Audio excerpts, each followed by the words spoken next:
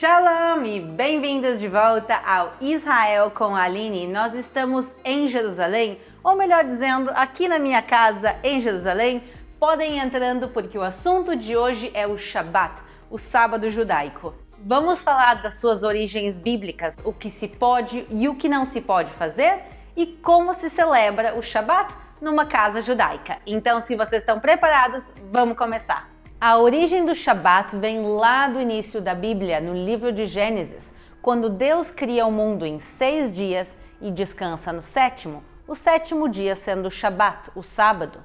A pergunta é, por que eu estou falando com vocês do sábado numa sexta-feira? Bom, eu não sei que dia vocês estão assistindo esse vídeo, mas hoje aqui em Jerusalém é sexta-feira. Gênesis 1:5 está escrito: Vai erev, vai boker, yom echad, que quer dizer, e foi a tarde e a manhã do dia primeiro.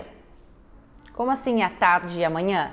Isso quer dizer que nos tempos bíblicos e até os dias de hoje no judaísmo, o dia começa ao pôr do sol. Então, ao pôr do sol de sexta-feira, já começa o Shabat, o sábado. E com o início do sábado, nós também paramos de criar. Eu vou colocar agora aqui na tela uma lista das 39 atividades proibidas para o Shabat. Quem quiser pode parar o vídeo também e ler com calma. Essa é a lista de atividades usadas para criar o tabernáculo há mais de 3.000 anos atrás.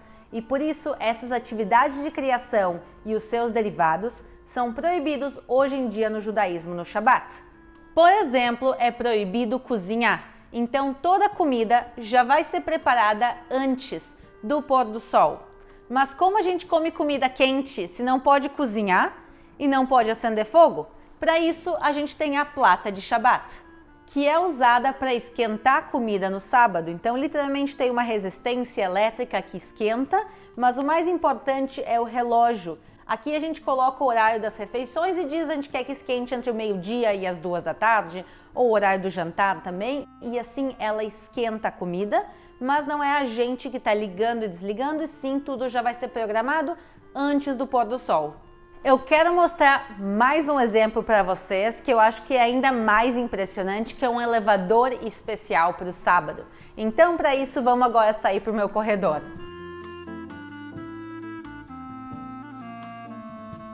Entre as atividades proibidas está o acendimento de fogo.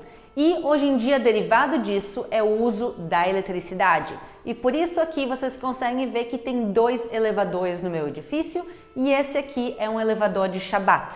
Isso quer dizer que automaticamente ele vai parando nos andares segundo os horários e as programações que estão aqui. Porque um judeu ortodoxo não vai apertar o botão, porque isso quer dizer que ele está gerando um comando elétrico. Mas como vocês podem ver, tem 2 elevadores, um de Shabat e um entre aspas normal, porque não todos os judeus são praticantes do sábado da maneira que eu estou contando para vocês o relato do judaísmo ortodoxo nesse momento, mas é importante lembrar que tem judeus de diferentes grupos e diferentes denominações. Bom, de volta aqui em casa, eu e o Skol, vamos falar um pouco da prática que sim se faz no Shabat. A primeira coisa que se faz na sexta-feira, logo antes do pôr do sol, é o acendimento das velas. Eu trouxe aqui para mostrar para vocês o candelabro que é da minha avó Clara. A tradição é que normalmente as mulheres acendem e são 2 velas. E além de iluminarem a casa, elas trazem o Shalom Bait, a paz para casa. Também na sexta-feira, quando a gente encontra as pessoas, a gente fala Shabbat Shalom. A gente deseja um sábado de paz. E aproveitando, pessoal, Shabbat Shalom para vocês também. Depois do acendimento das velas, a família vai para a sinagoga e à volta da sinagoga todo mundo se reúne em volta da mesa. Então venham para a mesa comigo. Antes de começar a refeição, a gente faz algumas canções. A minha favorita se chama Eshet Hail, que é a mulher virtuosa, que é um trecho do livro de Provérbios, capítulo 31, que é um agradecimento à mulher e às mulheres da casa por todo o lindo trabalho que elas fazem. E depois disso, a gente faz o Kiddush, que é a reza do vinho. Tradicionalmente, quem faz são os homens. E eu queria chamar o meu marido Sef, mas já que ele é um pouco tímido, o que a gente vai fazer hoje? A gente vai chamar o Moti, que é o meu cameraman, que está aqui atrás da câmera, que ele também é guia. Então vamos trocar de lugar. Shalom a todos, e voy a demonstrar agora como é o Kiddush. יום השישי ויחולו השמיים לארץ וכל צבאם, ויכל אלוהים היום השביעי מלאכתו אשר עשה, וישבות ביום השביעי מכל מלאכתו אשר עשה. ויברך אלוהים את יום השביעי ויקדש אותו, כי בו שבת מכל מלאכתו אשר ברא אלוהים לעשות. ברוך אתה אדוני אלוהינו מלך העולם בורא פרי הגפן. ברוך אתה השם אלוקינו מלך העולם אשר קידשנו במצוותיו ברא צוונו בשבת קודשו ואהבה ורצון הנפילנו זכרון למעשה בראשית כי יום תקנם לקודש שכל את יד מצרים כי בנו בחרת אותנו קידשת מכל העמים בשבת קודשך ואהבה וברצון הנחלתנו ברוך אתה השם מקדש השבת.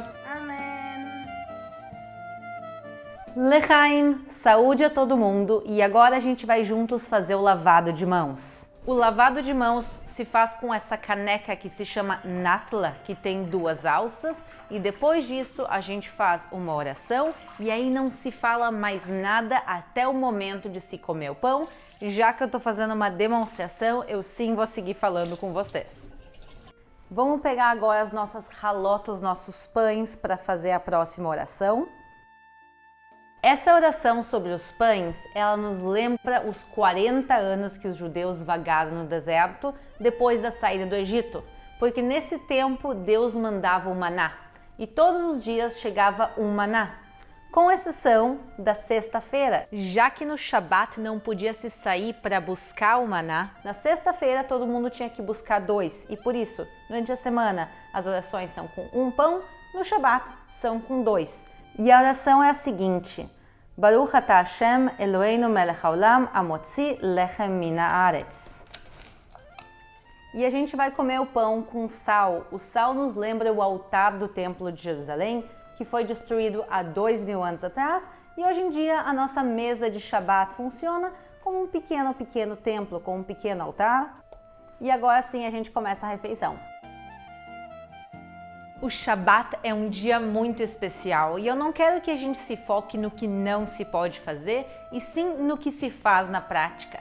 Ele é um dia de conexão, para se conectar com Deus, mas também com os amigos e com a família, para fazer tanta coisa que às vezes com a correria e com a tecnologia a gente acaba não fazendo. Visitar amigos, para fazer refeições em família, para passear num parque, para ter conversas. Então o Shabat, para quem sabe aproveitar ele é realmente um dia muito especial. Essas são algumas das tradições judaicas do Shabat. Se vocês querem conhecer mais tradições judaicas ou têm perguntas, podem mandá-las aqui nos comentários.